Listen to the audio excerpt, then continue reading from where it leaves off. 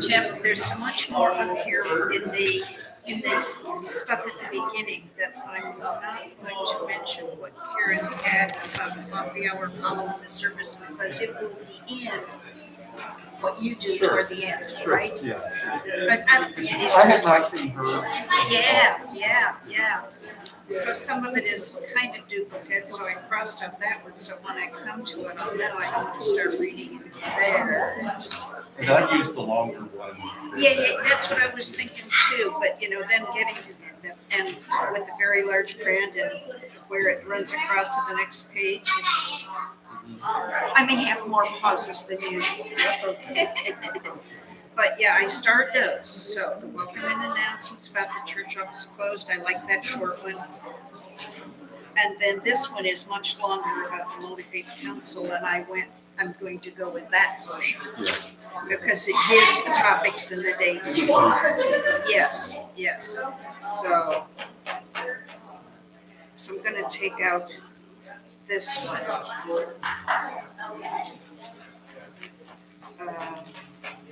And this.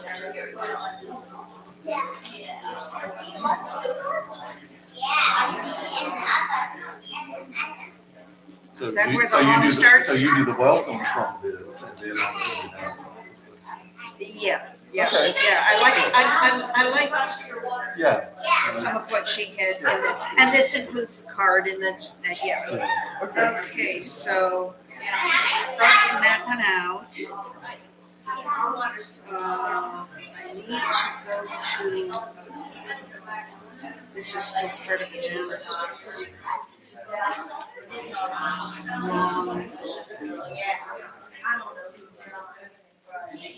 Other version. I need to know how to direct myself through this.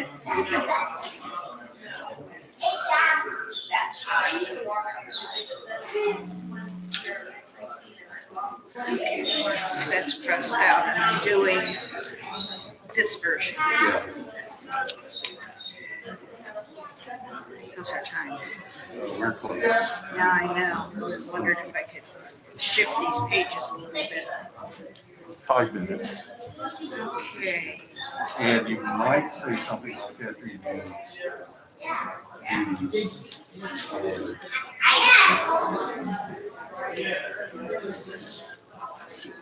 I put arrows at the bottom to show this one isn't done, this isn't done yet. So after I'm done with, once I go to my opening words, you mean? Whichever, yeah, after you finish the analysis, yeah, the music. you Okay. might say something like, and now the service properly.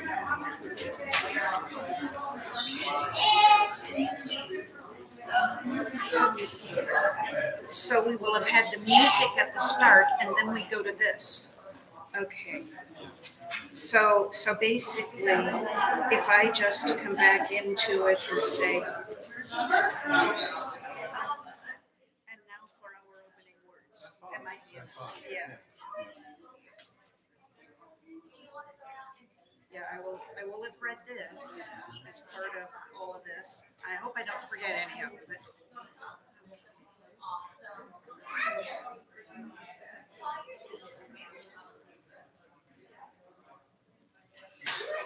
Relax that shoulder.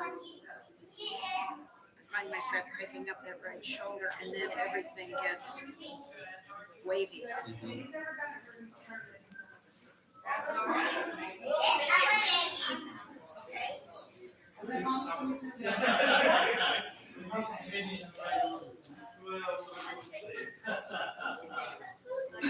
Words.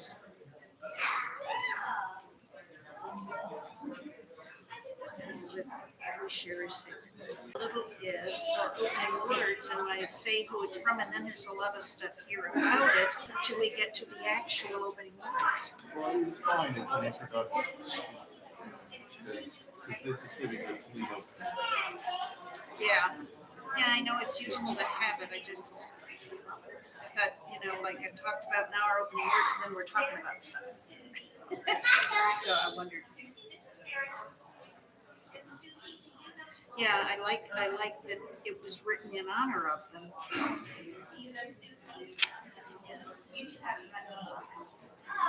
It kind of leaves it hanging a little bit to get back to starting right off with the actual opening So words. you just pause after 1947. Yeah. Okay.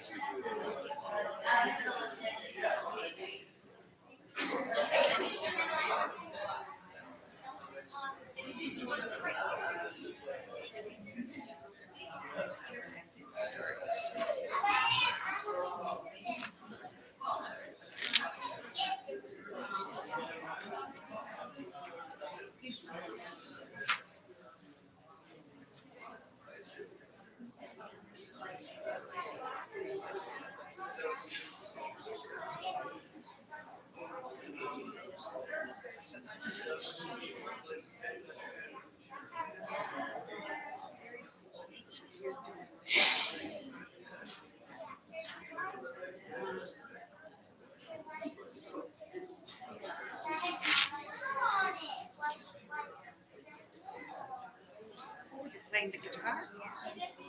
Fine. I should have rehearsed. Yeah. That's on Carlton's live music today.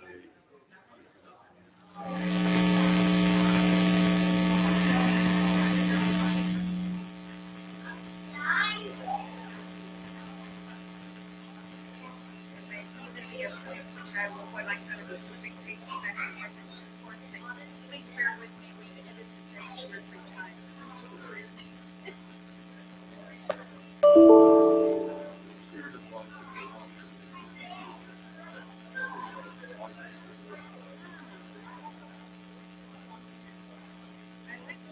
stuff that I had in here, and I now don't know whose was yours and whose was Karen's, except for what I crossed out.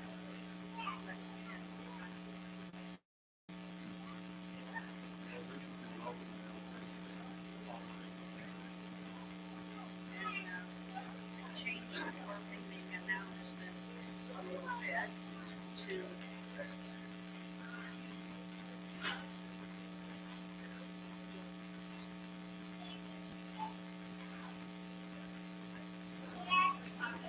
That's fine.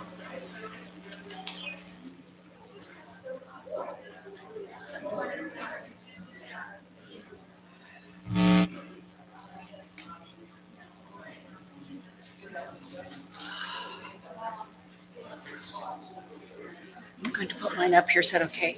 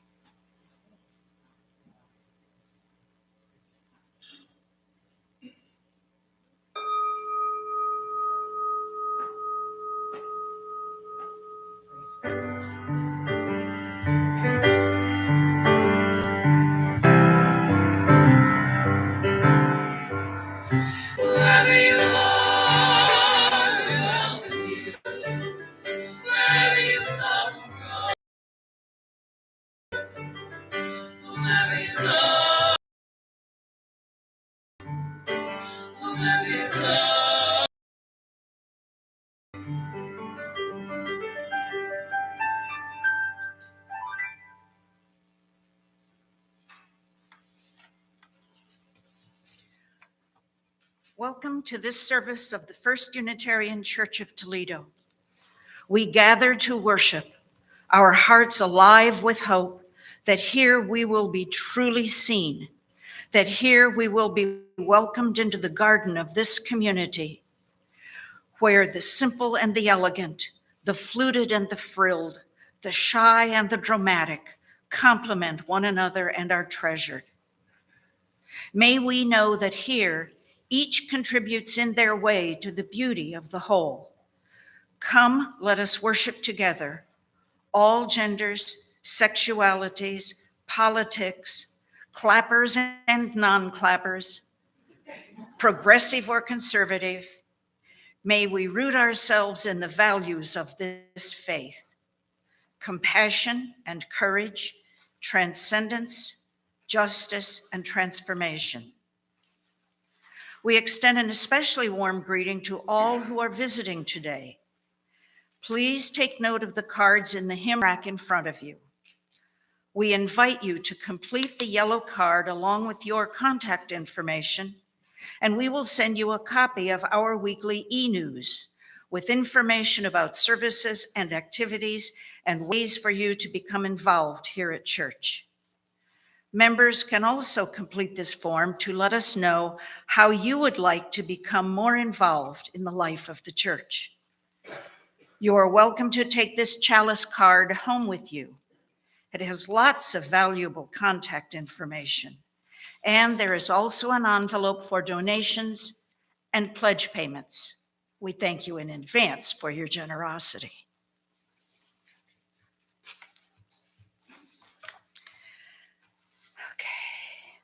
Pardon us, there's been a lot of editing done in the last half hour. Okay.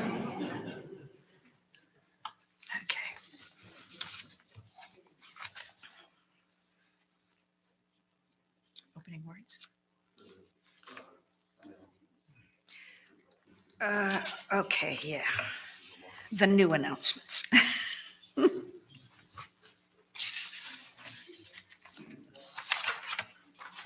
The new announcements, not the old announcements.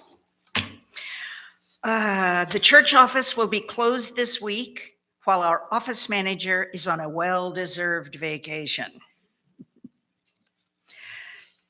And you're invited to attend the Multi-Faith Council of Northwest Ohio's free intergenerational multi-faith summer series, Compassion Across the Faiths, which begins on Thursday and will have a session every Thursday this month.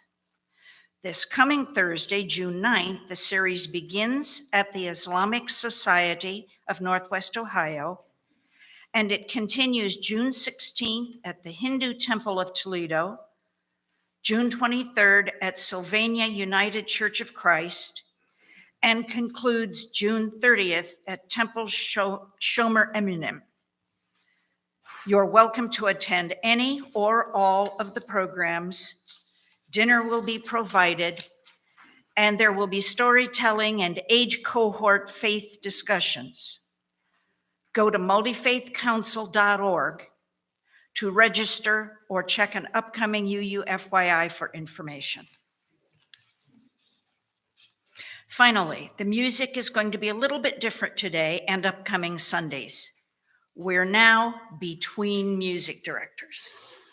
While we continue the search for a new church musician, if you're musically inclined, you're invited to play an anthem and hymn on Sundays, or prepare the complete music for a service. Contact Reverend Tim if you'd like to perform and accompany any Sunday this summer. Aha.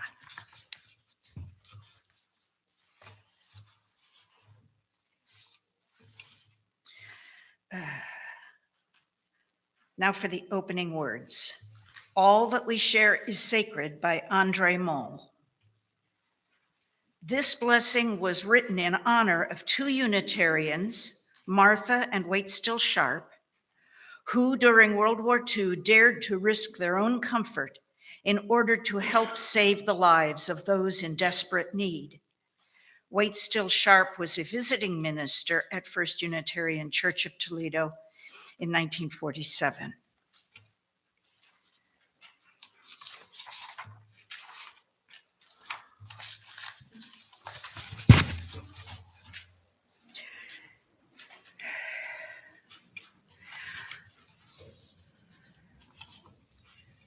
And now the actual opening words. As we gather together,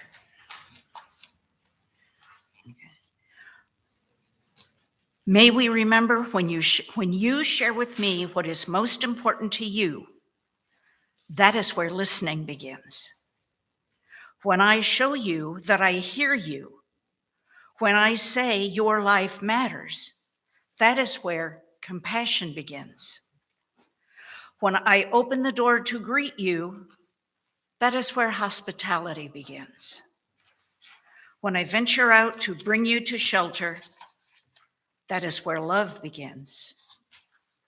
When I risk my comfort to ease your suffering, when I act against hatred, violence, and injustice, that is where courage begins. When we experience the full presence of each other because of our shared humanity, because of our differences, that is where holy gratitude begins. May this space be a table that is not complete until all are welcome. May this table be a space of beauty where together we create a series of miracles and where all that we share is sacred. May it be so.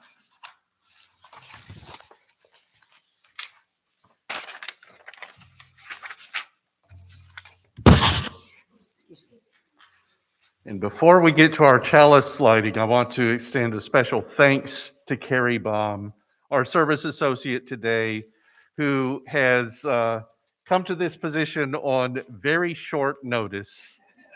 And she's still pretty new at the service associate thing. So we appreciate your helping to carry us through this service, Carrie. Our words of chalice lighting are On Inherent Worth and Dignity by Steve Stock. We light this chalice to celebrate the inherent worth and dignity of every person, to reaffirm the historic pledge of liberal religion to seek that justice which transcends mere legality and moves toward the resolution of true equality, and to share that love which is ultimately beyond even our cherished reason, that love which unites us. And now, if you will join me in reciting the covenant of this congregation. Love is the doctrine of this church. The quest for truth is its sacrament, and service is its prayer. This is our great covenant, to all together in peace, to seek the truth in love, and to help one another. And now, if you will join us in our opening hymn, number 131, Love Will Guide Us. The words will be on the screen, and how fortunate for you, the music will be on my guitar. Laughter was the correct response.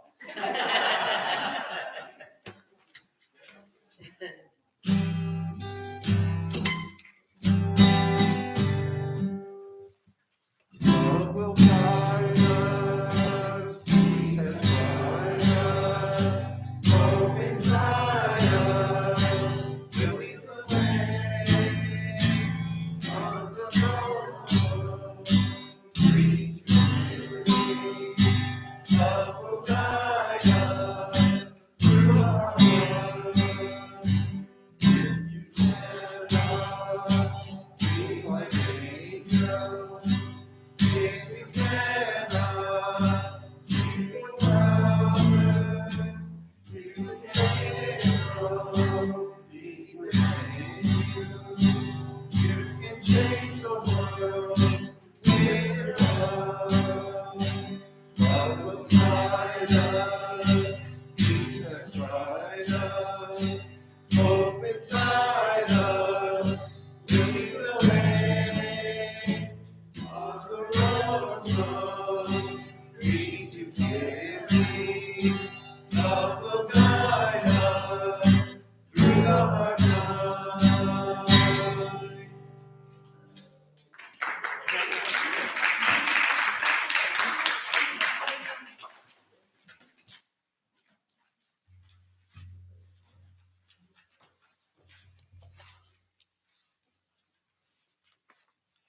Good morning. This is a story called I Have the Right to Be a Child by Elaine Ceres. I have very slightly adapted it for gender inclusivity. I am a child with eyes, hands, a voice, a heart, and rights. I have the right to a first name, a last name, a family that smiles at me, and a country I can call my home. I have the right to enough food to eat and water to drink so that I can grow. My favorite thing is an orange. You can eat it or drink its juice. I have the right to live under a roof, to be warm but not too hot, to not be poor, and to have just enough of what I need, not more. I have the right to be cured with the best medicines that were ever invented, and to run and jump and climb and shout, "It's so wonderful to feel good." I have the right to go to school without having to pay so that I can learn how birds or planes or poppy seeds fly. I have the same rights whether I am a boy or a girl or non-binary. All children love to sing the same songs. I have exactly the same right to be respected, whether I am black or white, small or big, rich or poor, born here or somewhere else. I have the right to be helped by my parents, my friends, and my country if my body doesn't work as well as other children's. I have the right to be free from any kind of violence, and no one has the right to take advantage of me because I am a child. No one. I have the right to go to school and to refuse to go to work. I'll choose a job when I've learned everything I want to know. I have the right to be protected by adults and to be sheltered from disasters under a great big umbrella, whether there's too much rain or because of other sad things. I have the right never to experience the storm of war or the thunder of weapons. I am afraid of guided missiles and smart bombs. I have the right to breathe clean air that's as pure as the blue sky or a newborn polar bear cub. I have the right to play, to create, to imagine, to make faces and leap around, and also to have friends, because it's not very much fun to dance alone. I have the right to learn about friendship, peace, and respect for our planet, and for each human being that lives on it, and for each animal that inhabits it, and for each plant that nourishes it. I have the right to express myself completely freely, to say what I truly think about everything, even if it doesn't always please my dad, to say exactly how I feel, even if it doesn't always please my mom.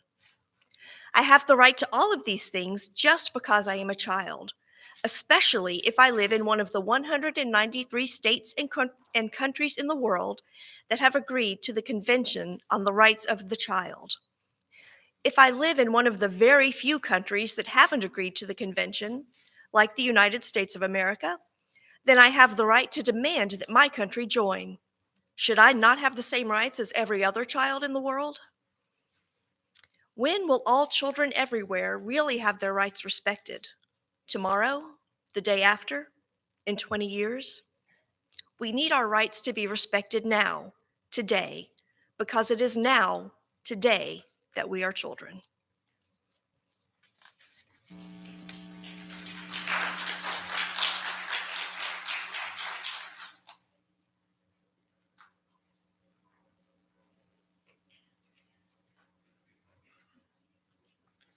Our centering music, as the kids leave for their religious education, comes by way of video.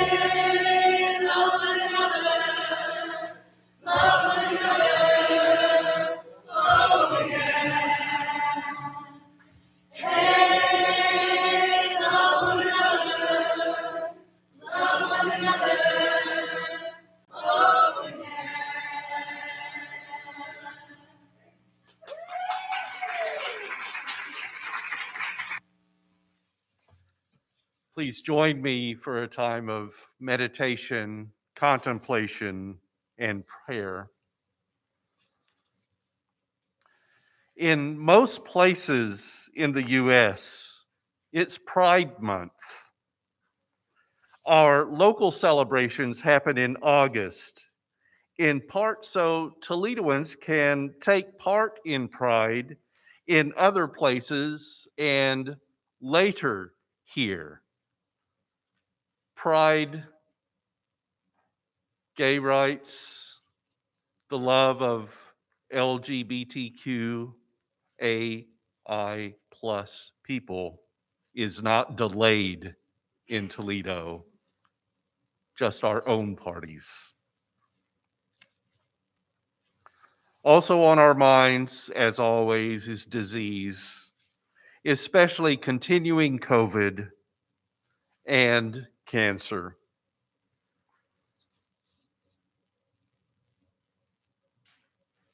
And gun violence, including too many more than daily mass killings, continue.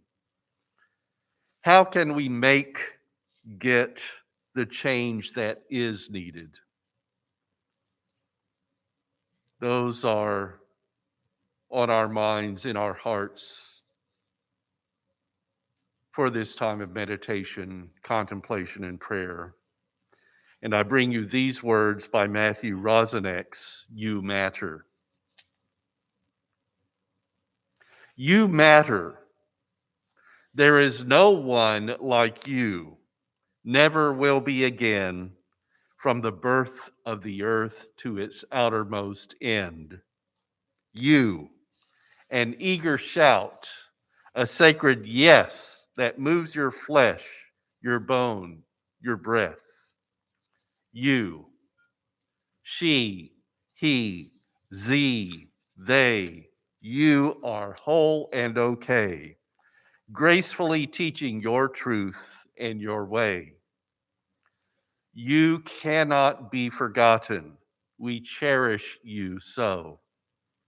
Your voice and your hands can do more than you know. You see old things in you. You turn them and test them. Your wonder exhausts our old words to express them. You speak and lay bare all you dig up and hold, aloft from the dust of conventions grown cold. You upend every rock and pursue every glimmer and give a new name to each sparkle and shimmer. You chart out new paths, go beyond our horizons, new friendships, new stories, your hope always rising. You, welcome and wanted, whatever your skin, wherever the neighborhood you were born in. You play across fences that keep us divided. Old walls become weak where your love is ignited. You call us to kindness and questions, reminding the life of our living is found in the finding. You, there is no one like you, never will be again, from the birth of the earth to its outermost end. You matter, you do. We'll keep learning with you. Now stand on our shoulders, see what you can do. Let's observe 1 minute of silence.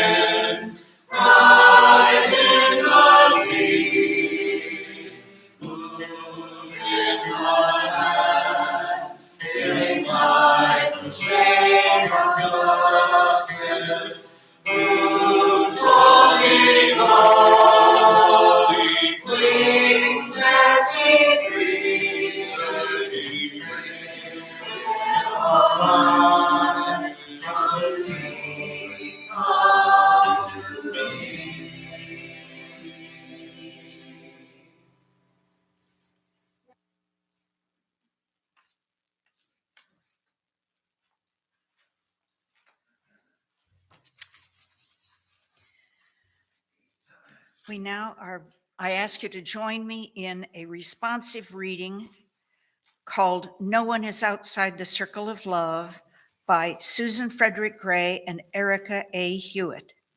There are 5 parts to this, and at the end of each part, your answer is no one is outside the circle of love. We know that hurt moves through the world, perpetrated by action, inaction, and indifference. Our values call us to live in the reality of the heartbreak of our world, remembering that no one is outside the circle of love. We who are Unitarian Universalist not only affirm the inherent worth and dignity of every person, we also affirm the inherent wholeness of every being, despite apparent brokenness. No one is outside the circle of love. We know that things break or break down: promises, friendship, sobriety, hope, communication. This breaking happens because our human hearts and our very institutions are frail and imperfect. We make mistakes. Life is messy. No one is outside With compassion as our guide, we seek the well-being of all people. We seek to dismantle systems of oppression that undermine our collective humanity. We believe that we're here to guide one another toward love.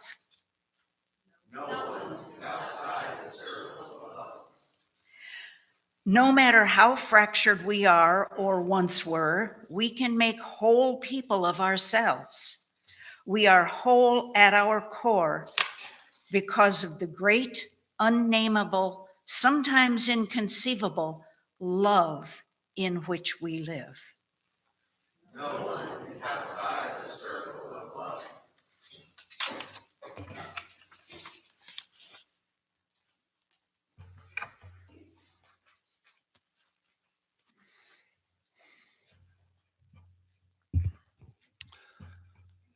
We covenant to affirm and promote the inherent worth and dignity of every person. One thing I like about this being the first principle of Unitarian Universalist congregations is that we begin with philosophy, not a we believe part of a creed, but an affirmative moral concept that we sometimes must struggle to understand. What is worth? What is dignity? Does inherent mean that it's permanent? Or can people be born with worth and dignity, but give that up in the path of life, such as by committing heinous acts against other people, including killing them? Do we recognize worth and dignity and include the death penalty?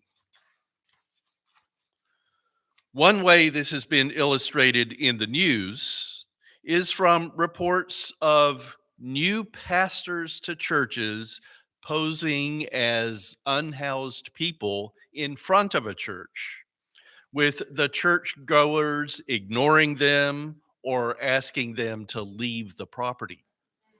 And then the pastor reveals at the beginning of the service, calling out the congregation for treatment of fellow humans, giving a lesson in inherent worth and dignity. Some of those stories are real, and I've read about United Methodist and Latter-day Saints clergy doing this. Other stories are embellished, and there are made up versions too. That might not work so well with a candidated and called Unitarian Universalist minister and their new congregation, as the minister won't be so much a stranger at the beginning. For these stories, there's an element of Jesus was itinerant and didn't have a home and looked people different from us for whatever reason or appearance that difference makes. And it's not just at different levels of social status, but to friends and family too. We Unitarian Universalists have used inherent worth and dignity at times to assert our levelness to people different from us, to be welcoming, not always so successfully, I add, and sometimes to scold. We must take care not to be condescending, and recognizing that we can arrive at different answers, we use inherent worth and dignity to consider the death penalty, incarceration, the unequal treatment of people, and we look at how we ourselves fit into the world, however well or awkward. The first principle is not easy, is it? Each person is important. How it's phrased for Unitarian Universalist children might simplify the concept too much. even though each and every person is important. Worth, to me, measured by its qualities or by the esteem in which it is held. A meaning saying some might be more worthy than others, and that doesn't fit well with inherent. You have to get to the third definition, moral or personal value, to be general enough for us. Inherent, by the way, is involved in the constitution or essential character of something, belonging by nature or habit. And from the book Dignity, the Essential Role It Plays in Resolving Conflict by Donna Hicks, PhD, dignity is an internal state of peace that comes with the recognition and acceptance of the value and vulnerability of all living things. Hicks identified 10 essential elements of dignity: acceptance of identity, inclusion, safety, acknowledgement, recognition, fairness, benefit of the doubt, and understanding, independence, and accountability. Half of her book expands on that, and the second half addresses 10 temptations to violate dignity.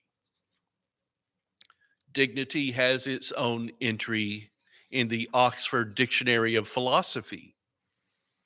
While in ordinary thought, dignity is something some people have more than others, and undignified moments are a pitfall for all of us, in moral philosophy, especially that of Kant, dignity is more often considered as a universal attribute, an offshoot of the capacity for self-consciousness and practical reason.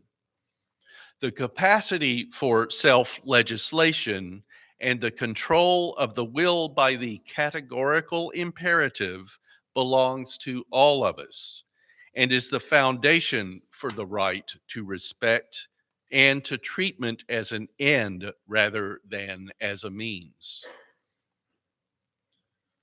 We're not digging deep today into elements and violations of dignity or examining Kant's categorical imperative. But these definitions show that there is a lot to this principle. It's not just a feel-good statement. It's because of the philosophy, in part, that I like this principle. It's been a long time since I was a philosophy student, but ethics and morals, ideals and ideas all come into consideration for the first Unitarian Universalist principle. And when I was new to this UU faith in the 1990s, the philosophical foundations of Unitarian Universalism helped me to make this my religion. Now, the Unitarian Universalist principles are being reviewed, possibly rewritten, as part of examination of the Unitarian Universalist Association bylaws. I don't know how I might change the principle. Could it be reworded and retain the generality and specific point?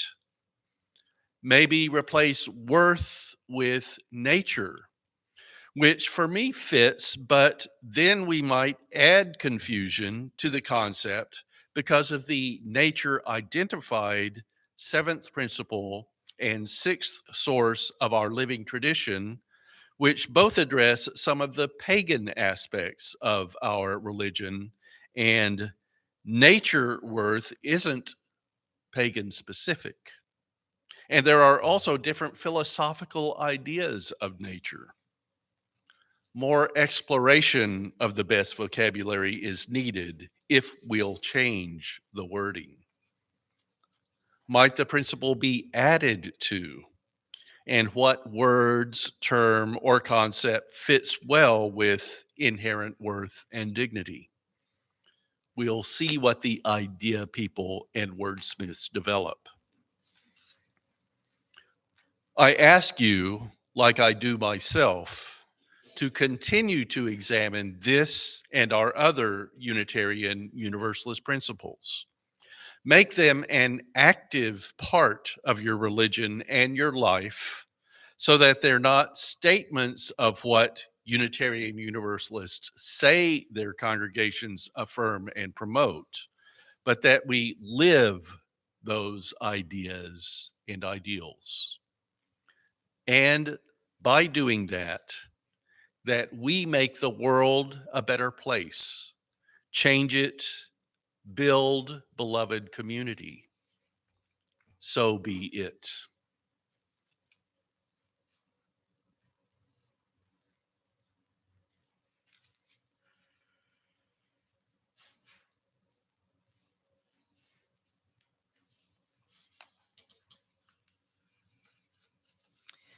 It is now time for our offering. And I have this reading written by Victoria Weinstein, adapted. We say in our church that the offering is a sacrament of the free church.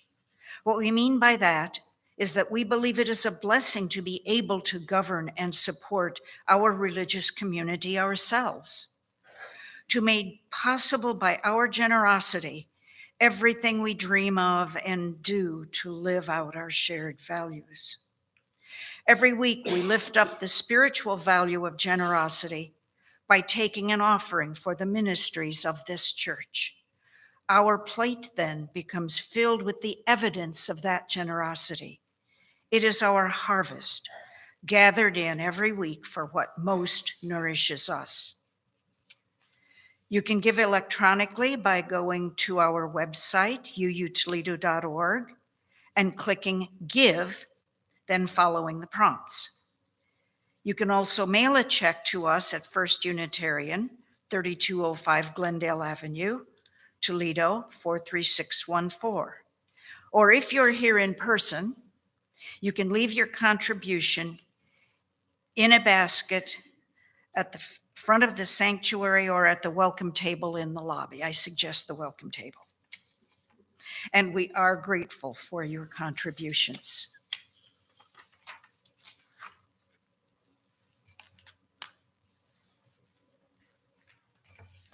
And coming soon,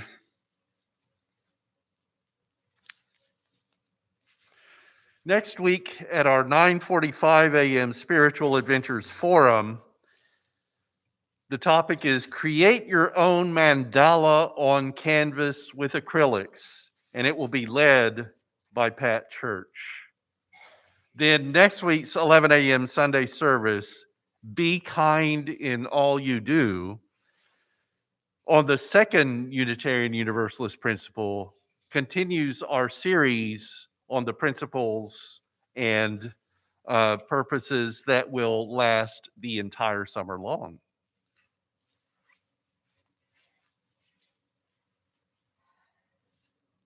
I've got all my pages here.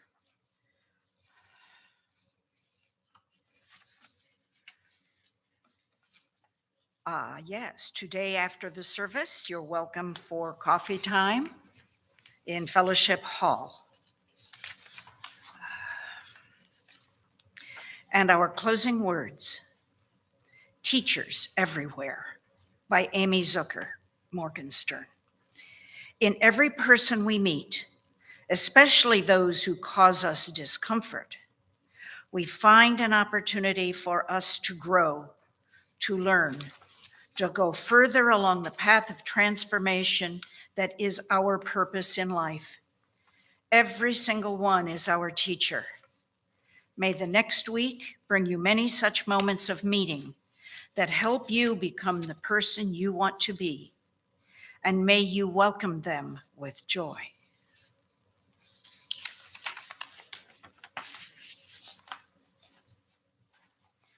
And as we send the flame of our chalice into the community, may we be like this sacred meditative fire, giving light and warmth to see and support the inherent worth and dignity of every person.